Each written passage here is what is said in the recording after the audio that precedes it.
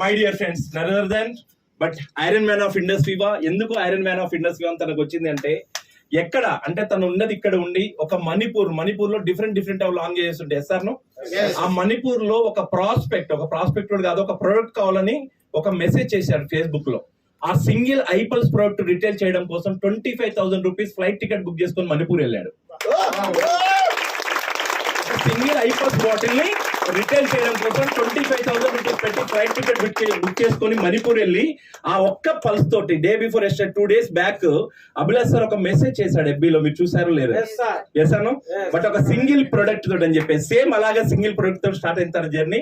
But ఇక్కడ నుంచి కాదు, కేరళ నుంచి మణిపూర్ సింగిల్ పల్స్ ని అక్కడ రిటైల్ చేసి అక్కడ ఒక బిగ్ ఆర్గనైజేషన్ క్రియేట్ చేసి, అటువంటి ఏబి ఆర్గనైజేషన్ లో ద బెస్ట్ ఎంటర్ప్రెన్యూర్స్ క్రియేట్ చేసి, ఎటువంటి మార్కెట్ లో కూడా ఒక మొమెంటం క్రియేట్ చేయాలనేటువంటి సచ్ వండర్ఫుల్ లీడర్. దానికోసమే మనం Iron Man of Indus Viva అని చెప్పేసి అని అంటాము. అటువంటి Iron Man of Indus Viva, black diamond ambassador, Viva advisory council member mister Achit Ramesh sir, please welcome to the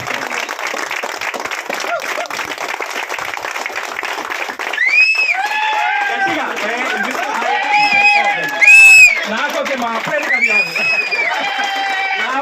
మా ఫ్రెండ్ మాత్రం థ్యాంక్ యూ సో మచ్.